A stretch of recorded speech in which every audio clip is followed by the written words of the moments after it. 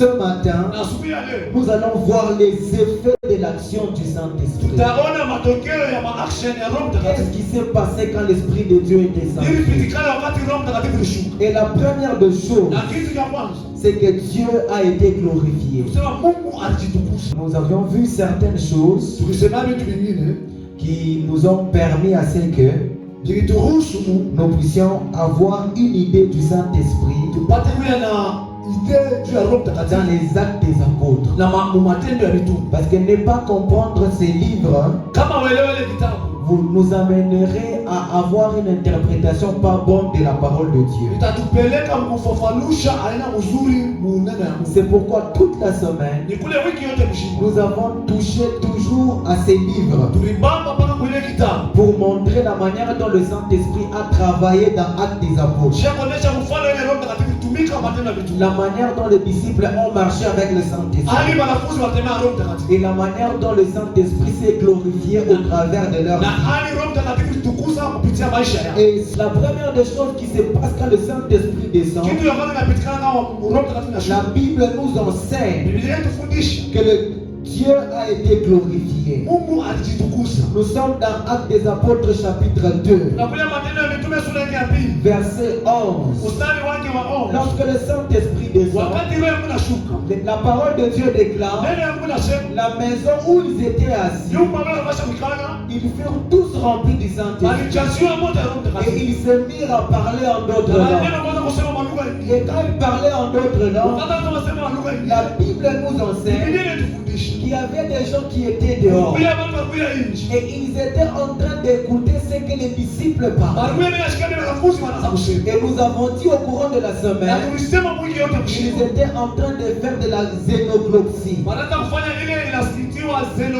Ils parlaient des langues intelligibles, des langues que les autres pouvaient écouter. Et c'était la manière dont ils se sont tous étonnés.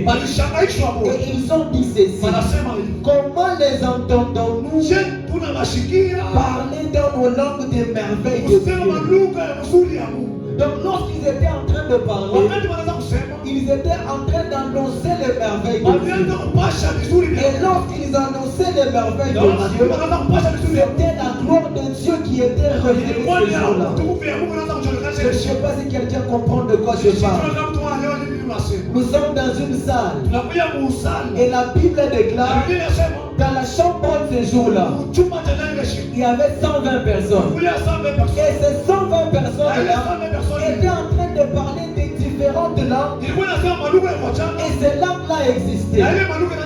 Quelle merveille de Dieu! Quelle merveille de Dieu!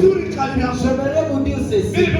Lorsque le Saint-Esprit est en nous, il doit glorifier Dieu dans notre vie. C'est la raison pour laquelle, lorsque Christ parle, il dit ceci: lorsque le Saint-Esprit viendra, il me glorifiera. Du Saint-Esprit. Lorsque le Saint-Esprit glorifiera, même les démoniaques sont délivrés. Lorsque le Saint-Esprit glorifiera, même les esprits impurs obéissent à la parole de Dieu. C'est la raison pour laquelle vous allez lire les Actes des Apôtres. Vous allez voir la manière dont les gens ont marché avec le Saint-Esprit, la manière dont Dieu a été glorifié, la manière dont les miracles les ont accompagnés, la manière dont ils ont fait des exploits avec le Seigneur. J'aimerais annoncer à quelqu'un ce matin: tu ne peux pas marcher dans les exploits sans l'esprit. Si tu veux marcher dans les exploits, si tu veux faire des grandes choses, l'Esprit de Dieu doit être ton partenaire. L'Esprit de Dieu doit être ton guide. L'Esprit de Dieu doit être ton soutien. L'Esprit de Dieu doit marcher avec toi. Je voudrais vous annoncer que tous ceux qui ont fait des grandes choses sur la terre, ils l'ont fait parce qu'ils ont compté sur l'Esprit de Dieu. Vous savez, sur la terre, il n'y a que deux choses. Soit on réussit avec Dieu, soit on réussit avec le diable. Parce que chaque réussite a une puissance qui l'accompagne. Si toi tu n'es pas accompagné par la puissance de Dieu, tu auras du mal à réussir. Nous sommes dans un monde rempli d'hostilité. Nous sommes dans un monde rempli de beaucoup de choses. Où aujourd'hui les œuvres du ténèbre sont devenues manifestes. Ce n'est plus caché aujourd'hui. C'est devenu ouvert où les gens s'autoproclament appartenir à un tel sexe, à un tel groupe. Et c'est dans ce monde-là que les chrétiens sont en train de vivre. Et dans ce monde-là, ils ont besoin de l'Esprit de Dieu pour vaincre. Ils ont besoin de l'Esprit de Dieu pour aller de l'avant. Si aujourd'hui les chrétiens sont toujours en arrière, parce qu'ils n'ont pas un esprit supérieur. Lorsque vous lisez les Écritures, Daniel à Babylone, la Bible déclare qu'il avait un esprit supérieur que les esprits de magiciens qui étaient en Babylone. C'est la raison pour laquelle il était la seule personne capable d'interpréter les songes du roi. Je voudrais vous dire ceci. Il y a des dimensions dans la vie que tu ne pourras jamais atteindre si l'Esprit de Dieu est avec toi. Il y a un certain niveau de vie que tu ne pourras jamais arriver si l'Esprit de Dieu est avec toi. J'aimerais encourager quelqu'un ce matin à désirer l'Esprit de Dieu, à aspirer après l'Esprit de Dieu, à chercher profondément l'Esprit de Dieu, à être intime avec l'Esprit de Dieu. Que des chrétiens qui ne sont pas intimes au Saint-Esprit, que des chrétiens qui marchent sans l'orientation du Saint-Esprit, que des chrétiens qui marchent sans écouter l'Esprit de Dieu. Et ils attendent de réussir. C'est très difficile. Tu veux réussir, il faut s'attacher au Saint-Esprit. Il faut dépendre de l'Esprit de Dieu. Parce que si nous dépendons de l'Esprit de Dieu, il vient glorifier Dieu dans notre vie. Il vient donner gloire au Seigneur dans notre vie. Que le Seigneur nous bénisse. Deuxième de chose, lorsque le Saint-Esprit de Dieu descend, il y a l'annonce de l'évangile. Il y a l'annonce de l'évangile. Non seulement Dieu est glorifié, mais l'évangile est aussi annoncé. J'aimerais que nous puissions retenir ce matin l'un des buts principaux du Saint-Esprit dans la présence du croyant, c'est de lui permettre de témoigner de Jésus. Je répète, l'un des buts principaux du Saint-Esprit dans la vie d'un croyant, c'est de lui permettre de témoigner de Jésus. Écoutez mes frères, lorsque Christ parle dans Luc chapitre 24, au verset 45, il est en train de dire ceci, que la repentance serait prêchée dans toutes les nations, en commençant par Jérusalem.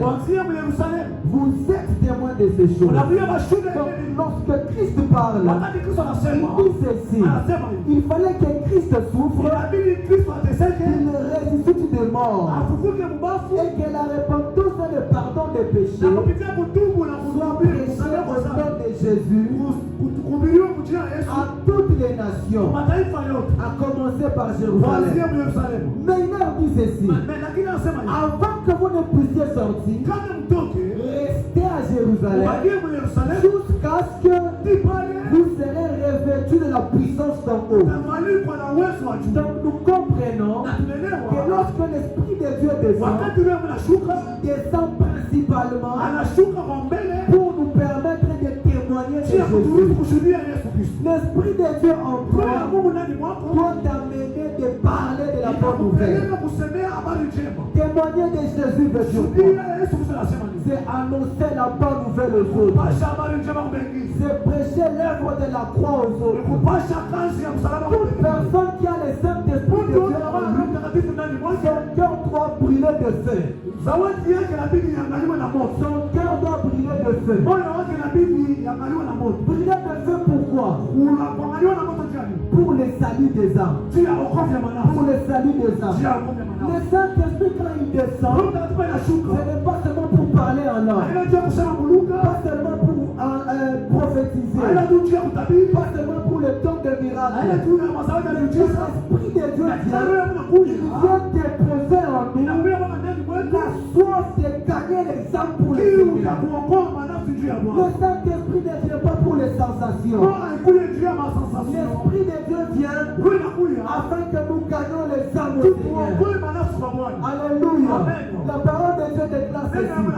Allez, faites de toutes les nations des disciples, les baptisant au nom du Père, du Fils et du Saint-Esprit, et enseignez-leur tout ce que je vous ai prescrit. Les dernières paroles de Jésus, c'était les paroles évangéliques. Les dernières paroles de Jésus, c'était de pousser les disciples à aller prêcher la bonne nouvelle. Et moi j'aimerais dire ceci. Tout véritable disciple de Jésus doit prêcher la bonne nouvelle. Tout véritable disciple de Jésus doit être porteur de l'évangile. Aujourd'hui ça fait mal de voir des chrétiens qui sont incapables d'annoncer Christ dans leur entourage. Des chrétiens incapables d'annoncer Christ dans leur famille. Des chrétiens incapables d'annoncer Christ dans leur, au milieu du travail. Oh! L'Esprit qui descend en nous, il doit t'animer à parler de Jésus.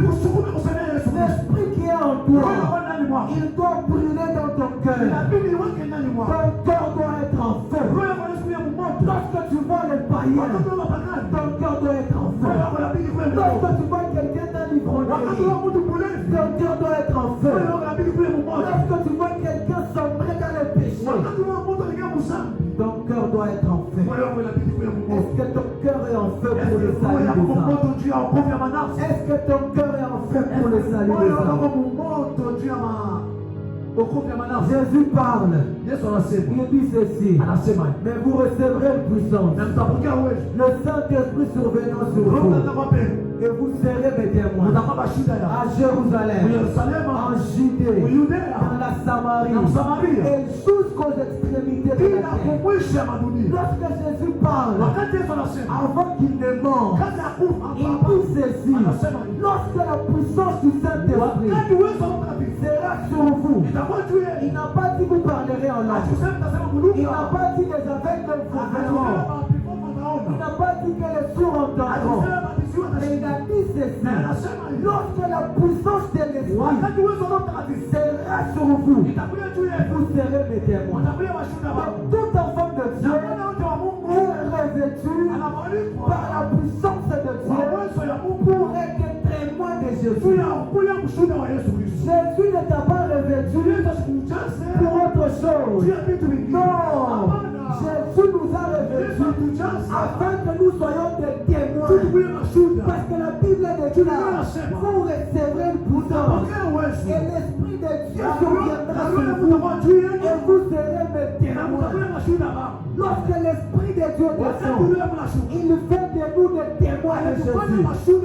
Lorsque l'Esprit de Dieu descend, il fait de nous des porteurs de l'évangile de Christ.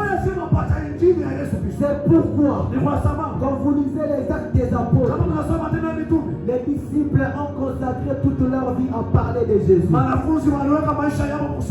Ils ont tout donné pour le salut des âmes. Ils ont même leur vie en péril pour que les âmes soient sauvées. Cette histoire d'évangéliser les frères, ce n'est pas réservé aux évangélistes. Ce n'est pas réservé aux pasteurs. C'est une histoire des disciples de Dieu. C'est une histoire des enfants de Dieu. Si tu es réellement enfant de Dieu, tu dois te sentir concerné. Tu dois te sentir concerné. Si toi tu t'en fous, il y a un problème. C'est qu'il y a un problème. C'est qu'il y a un problème. Est-ce que tu es réellement enfant de Dieu? Parce que cette histoire, il concerne tout le monde. Ce n'est pas pour les pasteurs ou pour les évangélistes. C'est pour tout enfant de Dieu. Tout enfant de Dieu qui a reçu l'Esprit de Dieu en lui, il a pour mission de proclamer l'évangile. Il a pour mission de proclamer la bonne nouvelle. Alléluia. Quelqu'un est avec moi. Église de Dieu, il faut qu'on se réveille. Il faut qu'on se réveille. Si l'église se réveille, toutes ces chaises seront remplies. Toutes ces chaises seront remplies. Pourquoi il y a des vies? Parce que nous entendons que ceux qui sont dans l'évangélisation, qu'ils aillent eux-mêmes porter la bonne nouvelle. Et toi, l'esprit que tu as reçu, il te pousse à faire quoi? Il te pousse à faire quoi? Alléluia. Amen. Je voudrais épingler trois choses qui concernent un témoin. Trois choses importantes pour accomplir la mission d'un témoin. La première des choses pour accomplir la mission d'un témoin, c'est de prendre conscience de l'appel que nous avons. Prendre conscience de l'appel des témoins que nous avons. Il y a des gens ici qui ne savent même pas qu'ils sont porteurs de la bonne nouvelle. Il vient à l'église, il sort, il fait ce qu'il veut. Depuis que tu es enfant de Dieu, à combien de personnes as-tu parlé de Jésus? À combien de personnes as-tu dit, donne ta vie à Jésus, tu auras la vie éternelle? Aujourd'hui, les enfants de Dieu, ils sont restés dans la distraction. Ils sont restés dans les calomnies, dans l'hypocrisie. Ils sont là que pour voir les mains chez les autres. Écoutez mes frères, l'Esprit de Dieu doit te faire prendre conscience que tu dois parler de Jésus. Est-ce que tu es conscient que tu es un témoin de Jésus? Moi ça me fait mal. Même les jours d'évangélisation, les évangélistes restent à la maison. Ils dorment. Elles dorment. Elles n'ont rien à faire. On est quelqu'un de parler de Jésus. Alléluia. Même quand on a annoncé que chaque samedi, il y a évangélisation, je n'ai pas encore vu quelqu'un qui n'est pas évangéliste venir s'accrocher à nous pour qu'on a évangélisé. Chacun est dans son cœur. Pourquoi on n'a pas encore pris conscience qu'on est témoin de Jésus? On n'a pas encore pris conscience qu'on est témoin de Jésus. Je suis venu ce matin venir révolter quelqu'un, dire à quelqu'un ceci: il est plus que temps que tu t'élèves et que tu annonces l'évangile de Dieu. Partout où tu es, organise-toi de gagner une âme au Seigneur. L'apôtre Paul dit ceci, Romains chapitre 10, le verset 14.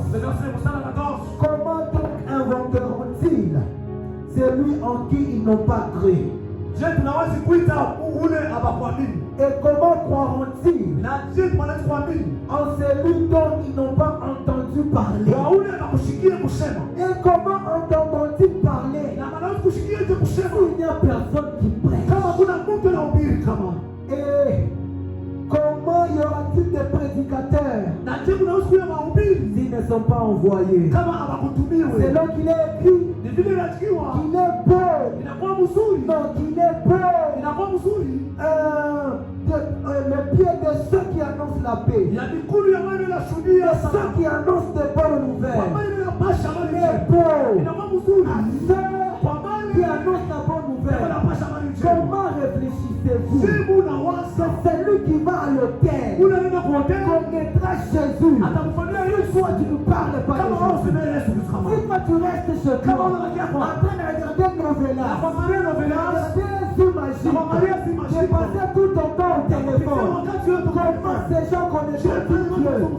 S'il vous plaît, Église de Dieu, il faut qu'on se refaire. Il faut qu'on se refaire. Trop c'est trop. L'Église a dormi. Réveillons-nous. Il faut qu'on se refaire. Toi tu es là chez toi. Tu attends que le pasteur fasse tout. Il est aussi un homme. Il est aussi un homme. Il peut se fatiguer. Il faut que l'Église se réveille. Lorsque Dieu apparaît à Esaïe dans le temple, il pose la question: qui enverrait? Qui enverrait? Esaïe dit: mais voici, envoie-moi. Est-ce qu'il y a des chrétiens ce matin qui sont prêts à répondre à l'appel de Dieu, qui sont prêts à dire au Seigneur: mais voici, envoie-moi? Où sont-ils? Où sont-ils? Nous passons les temps à critiquer les prédicateurs. Frère Josué a fait, Frère Emma a fait, le pasteur a fait. Qu'est-ce que toi tu as fait? Qu'est-ce que tu as fait pour le royaume de Dieu? Qu'est-ce que tu as fait pour le royaume céleste? Nous passons notre temps à critiquer les gens, à dire comment ils font mal les choses.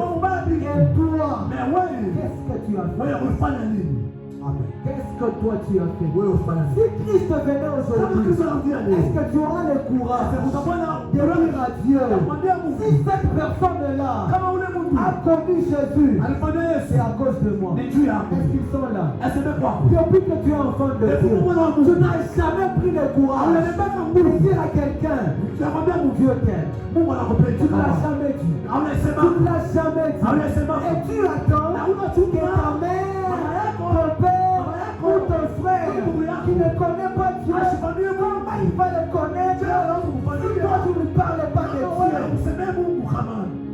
Nous avons des familles remplies de païens. Nous parlons en langue. Et nous prophétisons. L'Esprit de Dieu en toi qui t'amène à prophétiser, qui t'amène aussi à parler de Jésus. Il faut qu'on prenne conscience de ces choses. Vous savez, si aujourd'hui on a du mal à prêcher Jésus, c'est parce qu'on n'a pas l'amour. On n'a pas l'amour. Nous n'avons pas l'amour. Vous savez, quand tu as l'amour du prochain, tu ne te tairas pas s'il n'est pas encore fait. Aujourd'hui, le problème, c'est les guerres. L'Église manque l'amour des âmes. Nous manquons la passion des âmes. L'une des choses qui permet que quelqu'un s'élève et qu'il annonce l'évangile, c'est quand il est porteur de l'amour dans son cœur. Est-ce que tu aimes ton prochain? Est-ce que tu aimes ton prochain?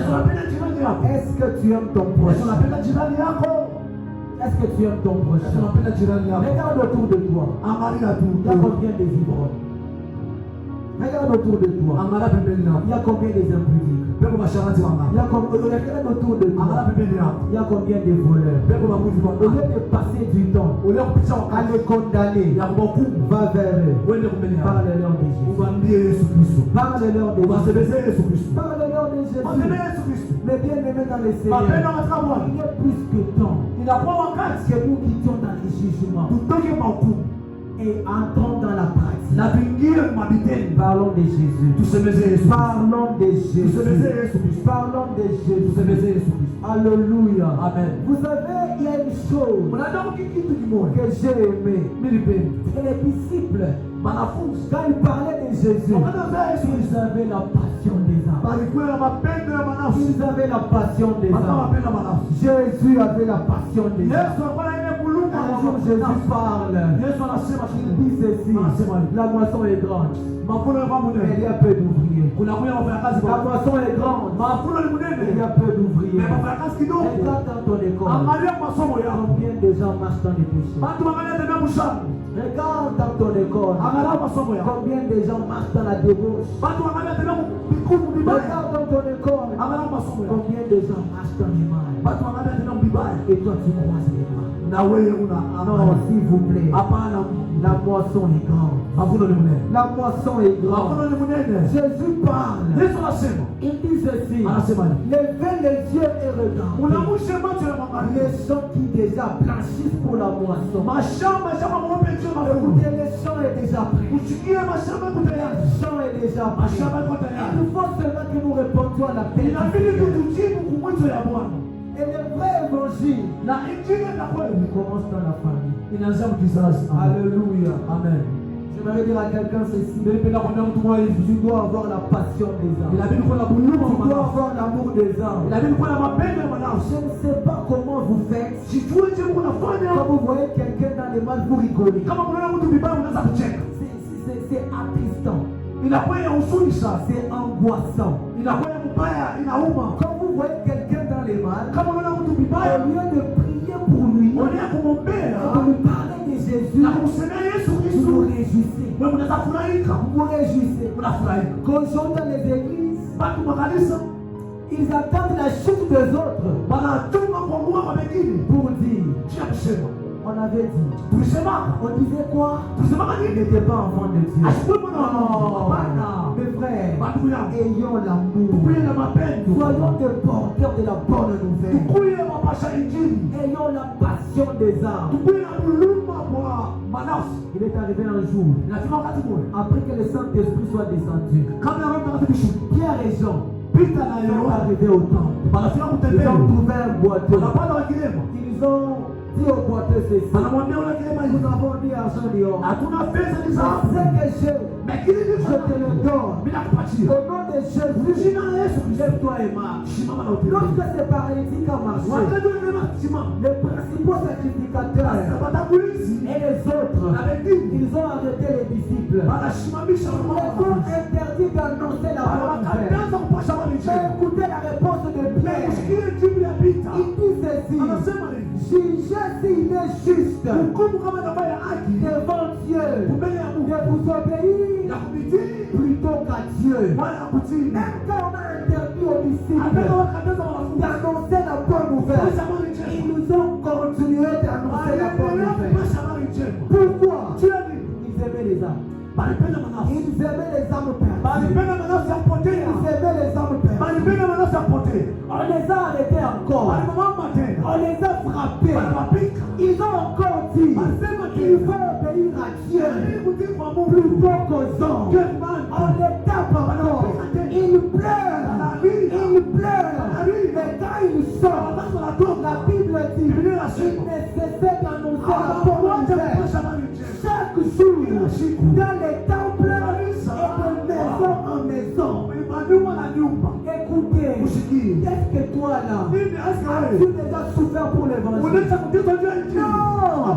Écoutez les disciples, ils ont donné leur vie jusqu'à mourir pour le salut des âmes. Pourquoi toi, tu ne te lèves pas, tu ne te donnes pas pour que les âmes soient sauvées? Pourquoi toi? Lisez l'apôtre Paul. Paul a souffert. Paul n'est pas passé par quoi? Paul n'est pas passé par quoi? Mais parce que Paul aimait ce qu'il faisait. Paul était le même à dire: la mort me t'inquiète. La mort me t'inquiète. Christ est ma vie. Paul a compris que tout est passager.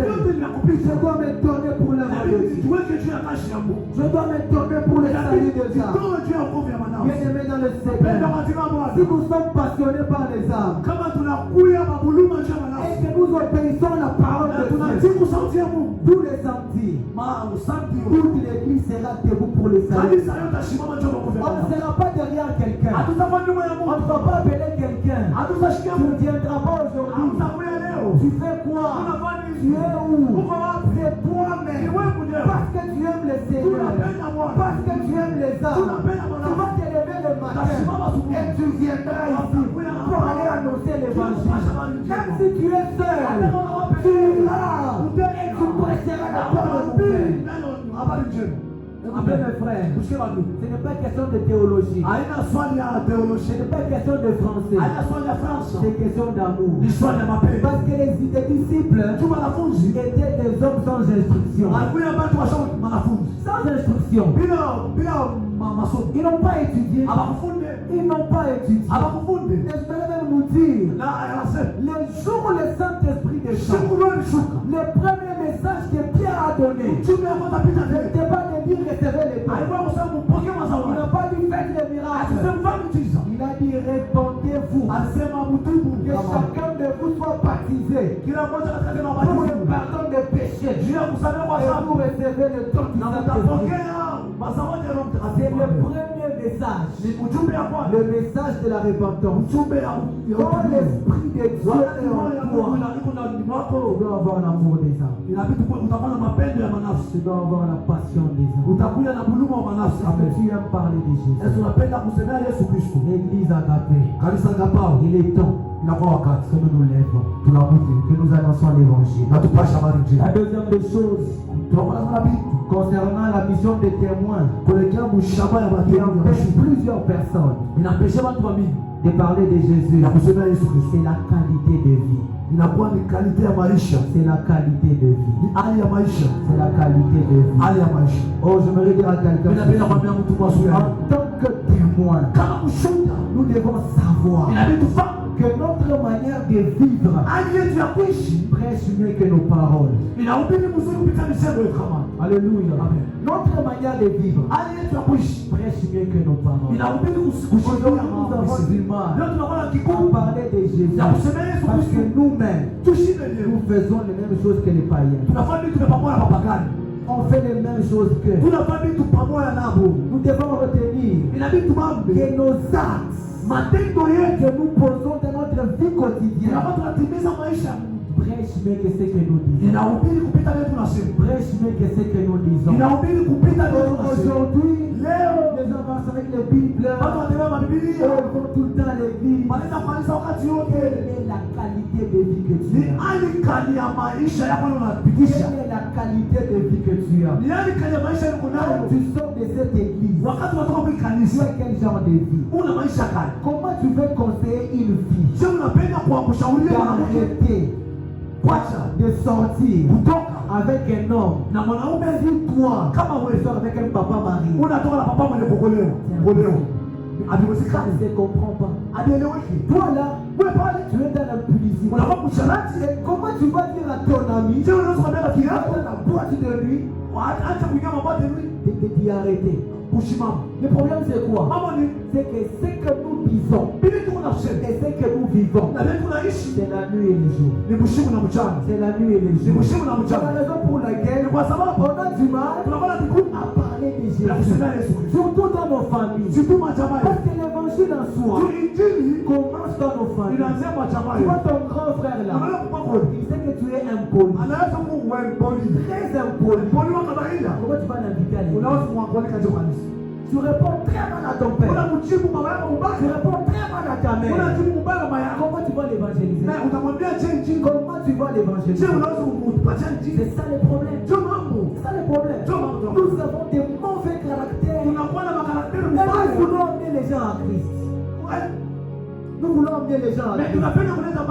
Quand les gens nous regardent, ce n'est pas nos paroles qui les intéressent. C'est notre vie. C'est notre vie.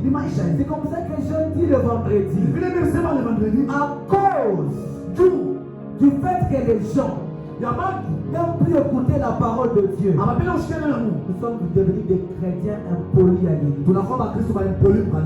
Comment on peut concevoir que les gens veulent se battre dans l'église? Comment on peut concevoir que beaucoup de Seigneur dans le kanisa? Amen. Mais écoutez, qu'est-ce qui s'est passé? Et vous voulez, dans cette attitude, parler de Christ dans ta famille, avec tes amis, dans ton travail, ça ne marchera pas. Ça ne marchera pas. C'est pourquoi tu as honte. Constate que tu es enfant de Dieu. Tu as honte. Quand là où toi tu parles, tu ne fais pas constat ce que tu parles. Pourquoi? Parce que quand l'autre va aller coucher avec une fille, et après demain, tu vas y aller. Comment tu vas l'évangéliser? Écoutez mes frères, vous ne pouvez pas combattre le diable avec les armes du diable. Vous ne combattez pas le diable avec ses armes. Nous combattons le diable avec les armes de Dieu. Avec les armes de Dieu. S'il vous plaît, Église de Dieu, ne vous trompe pas. La prière ne transforme pas la vie de quelqu'un. C'est la parole de Dieu. C'est la parole de Dieu qui nous transforme. Vous allez voir aujourd'hui à l'église, quelqu'un, on lui parle pas son responsable, il fait ça. S'il vous plaît, c'est ça. Dans l'église de Dieu. Ça fait mal au cœur. Ça fait très mal au cœur. Nous qui sommes appelés à être des témoins de Jésus, nous avons une mauvaise qualité de vie. Très mauvaise qualité de vie. Là où tu es assis, peut-être, si on vient chez vous, on va même douter que tu es enfant de Dieu. On va douter. Oui, enfant de Dieu. Non. Écoutez, je l'avais dit la semaine, nous devons relever les défis. Relever les défis, c'est faire en sorte que nos familles connaissent Dieu, que nos familles soient sauvées. Ne cherche pas d'abord les armes à capata. Ne va pas d'abord, je ne sais pas, joli site. Commence dans ta famille, dans ta propre famille biologique. C'est pas l'habitant qui ne prie pas. Il ne prie pas. Et toi, qu'est-ce que tu fais? Et toi, qu'est-ce que tu fais? Tu n'as même pas le courage de parler de Jésus.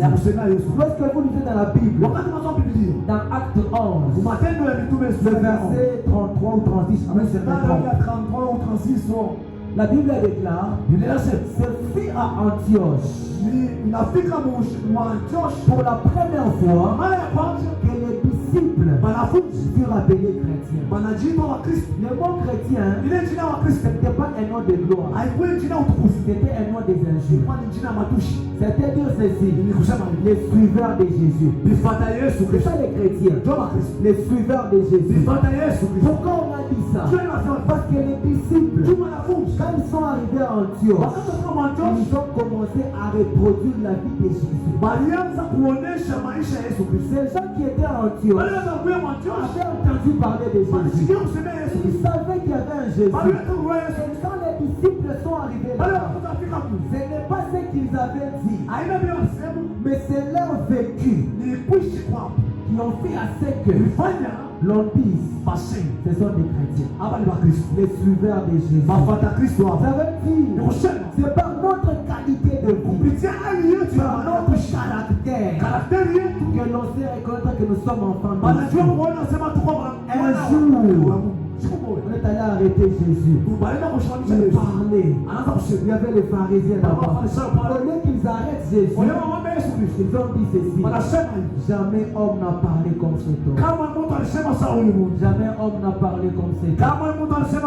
Bien-aimés dans les Seigneurs, nous devons améliorer notre qualité de vie.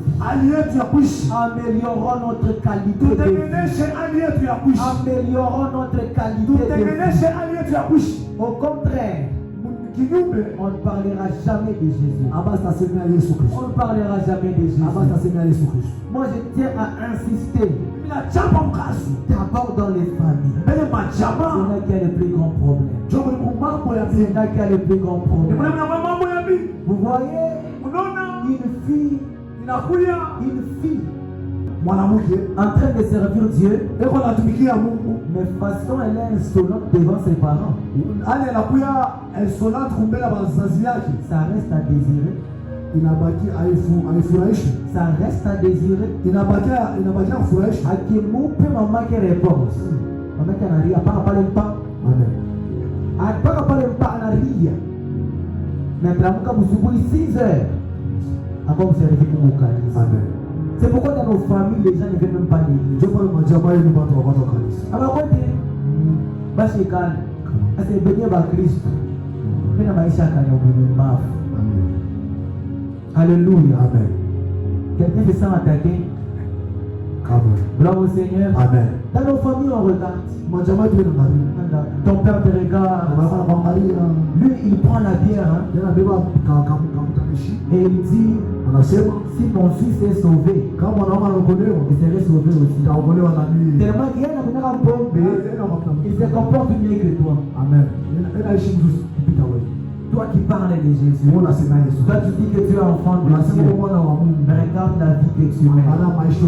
Regarde la vie que tu mènes. J'ai toujours dit, c'est à cause de nous. Nous faisons injurier le nom de Dieu. Nous faisons injurier le nom de Dieu par notre mauvais comportement. Nous faisons injurier le nom de Dieu par nos mauvais caractères. Nous disons chrétiens, mais la vie que nous menons est une vie sale, une vie très sale. Si aujourd'hui Dieu met la vie de chacun de nous à nu, non, ça sera très malheureux. Ça sera très malheureux.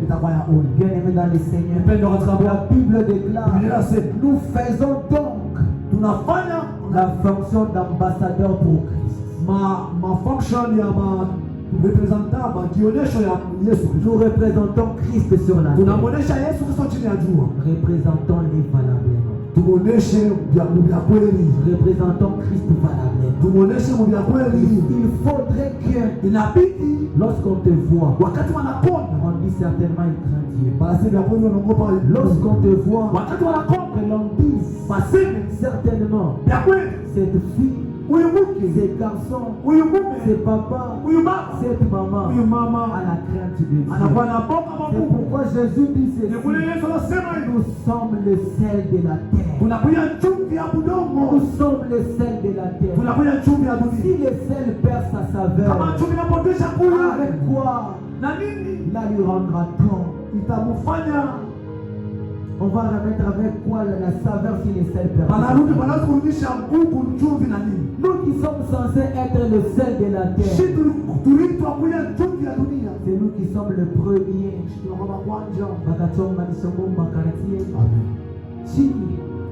Qui sommes censés être le sel de la terre. Tu prends mambo ya huku, on appelle kakule, yakule, on appelle kakule, unaweka ndani chumvi, tomate, sukari, matungulu, pile balise makunde, na bien on appelle kakule, puis tu as allumé un feu. Tu as allumé un feu. Amen. Nous qui sommes censés être le sel de la terre, être porteur de la saveur, c'est nous qui sommes des grands hypocrites. C'est nous qui passons tout notre temps à calomnier les autres. C'est nous qui vivons dans la pornographie. C'est nous qui vivons dans l'impudicité. C'est nous qui vivons dans les dérèglements, dans l'immoralité. C'est nous. Comment nous allons communiquer la saveur? Comment tu vas communiquer la saveur? Est-ce qu'autour de toi, tu donnes le goût aux gens de connaître Dieu? Est-ce que là que tu es, est-ce que les gens ont ce goût de connaître Dieu? Est-ce que les gens ont le goût de venir dans ton église? Quand on te regarde, quelqu'un est découragé. Quelqu'un voulait même croire. Et il s'est dit, c'est quoi un police? Il s'est dit ça à sa milité. Alléluia. Amen. Et Jésus continue de parler. Il dit ceci. Nous sommes la lumière du monde. Nous sommes la lumière du monde. Nous sommes appelés à montrer notre lumière dans les ténèbres. Nous sommes porteurs de la lumière de Dieu. Mais nous là, est-ce que nous portons la lumière de Dieu? Est-ce que nous portons la lumière de Dieu? Ce sont ces choses qui ont affaibli notre vie de témoin. Qui ont affaibli notre vie de témoin. L'apôtre Paul parle et il dit ceci aux Corinthiens. Vous êtes notre lettre écrite dans notre cœur. Lui est connu de tous les hommes. Quand les gens te voient, quelle est l'image qu'ils ont décrite? Quelle est l'image qu'ils ont décrite? Je suis venu parler à quelqu'un, pas pour nous condamner, mais pour nous dire, ne faisons pas la honte du royaume de Dieu. Ne faisons pas la honte du royaume de Dieu. Ne faisons pas la honte du Dieu grand à qui nous appartient. Il faudrait, quand l'on te voit, on donne gloire au Seigneur. Et c'est ce que l'apôtre Pierre, il dit ceci: ayez au milieu des païens une bonne conduite. Ayez au milieu des païens une bonne conduite. Je reviens et je dis, tu ne peux pas amener quelqu'un à Christ avec les armes qu'il utilise. Pas avec les armes qu'il utilise. Tu dois être le contraire de la personne à qui tu lui portes la bonne nouvelle. Tu dois être le contraire. Qui ne sait pas que tu es un grand voleur?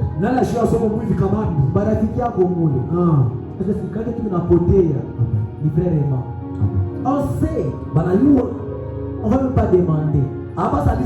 Mais dis-moi, mon ami, ces gens-là, comment tu vas les amener à Christ? Comment tu vas les amener à Christ?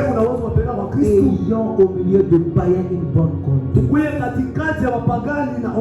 C'est que l'apôtre Paul va loin. Il y a l'église d'Éphésiens. Marchez d'une manière digne de votre vocation. Marchez d'une manière digne de la vocation. Nous appartenons à un grand Dieu. Honorons le Dieu à qui nous appartenons. Honorons le Dieu à qui nous appartenons. Donc je voulais nous dire, on ne peut pas avoir le même comportement que les païens, les mêmes réflexions que les païens, le même réflexe que les païens. Donc ce que tu fais, les païens le font. Non mais ça va pas. Ce que tu fais, ils le font aussi. D'ailleurs, et ils le font avec un peu de modération. Ouais, mon Christ. Alléluia. Amen. Vous étiez partis à deux dans la boîte de nuit. L'autre a quitté à 20h. Oui, 5h. Alléluia. Amen. Vous partez à la fête. Lui n'a pris qu'une seule bouteille. Lui c'est un païen. Moi je me réserve. Oui, quatrième mouji. Ça danse ou sale. On a oublié que tu prêches à la chair. Alléluia. Amen. Il ne faudrait pas que Maïcha est tout. Il peut être comparable à Maïcha à Bapagan. Amen. Alléluia. Amen. Notre vie doit être distincte. Elle doit être distinguée. Quand on te regarde, on a peur. Non, c'est un enfant de Dieu. C'est un enfant de Dieu. Tu n'as pas besoin de marcher avec la Bible. Pas besoin que tu dises que chaque famille. Non. Vis la vie chrétienne et on saura que tu appartiens à Jésus. Vis la vie chrétienne et on saura que tu crains Dieu. C'est comme ça que l'apôtre Paul parle. Il dit ceci: Dieu ne nous a pas appelés à vivre de n'importe quelle manière. Non. Dieu nous a appelés à vivre dans la consécration, dans la sanctification, dans la pureté, dans une bonne moralité. C'est ça la vie des enfants. Ce n'est pas à nous d'être comme les autres. J'aimerais dire à quelqu'un, il est plus que temps qu'on se réveille. Il faut qu'on se réveille, qu'on réponde à l'appel de Dieu. Le Saint-Esprit en nous, il nous amène à parler de Jésus. Le Saint-Esprit de Dieu en nous, il nous amène à annoncer la bonne nouvelle. Et la beauté, c'est que quand l'Esprit de Dieu est en toi, il te communique aussi la puissance de parler de Jésus. Il te donne aussi la puissance de parler de Jésus. Parce que Jésus sait, si tu n'es pas avec le Saint-Esprit, il te serait difficile de bien prêcher l'évangile. C'est pourquoi il a envoyé l'Esprit de Dieu afin qu'il nous capacite, afin qu'il nous donne d'annoncer la parole de Dieu avec une pleine assurance, avec hardiesse, avec courage. Ça c'est le travail du Saint-Esprit. Je voudrais que pour le reste de cette année, que nous puissions améliorer notre vie, que nous puissions être des porteurs de la bonne nouvelle. Est-ce qu'on peut s'incliner en prière? Est-ce qu'on peut s'incliner en prière?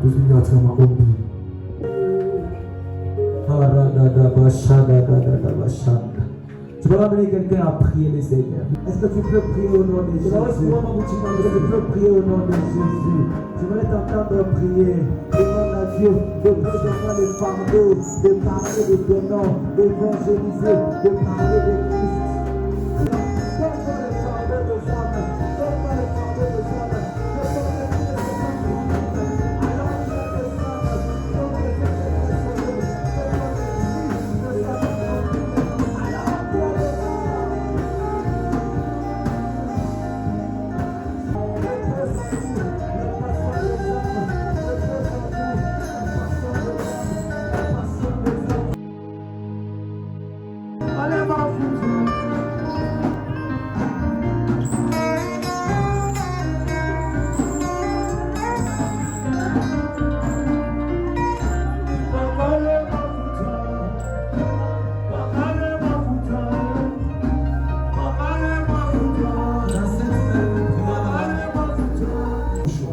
Pour l'église, on va claquer les mains, on va supplier Dieu que l'Esprit de Dieu se répande dans notre église et que notre église.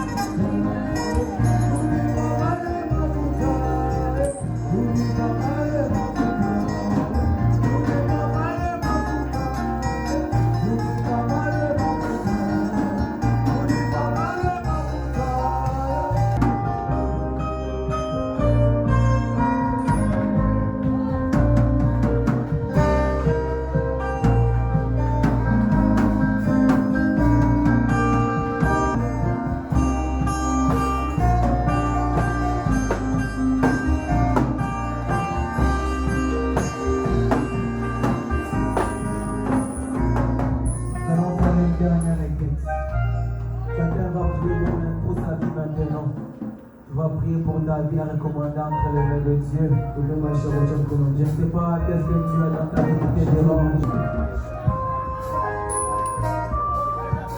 Prie le Seigneur, prie pour ta vie, prie maintenant pour ta vie. Demande à Dieu quelque chose. Demande à Dieu quelque chose.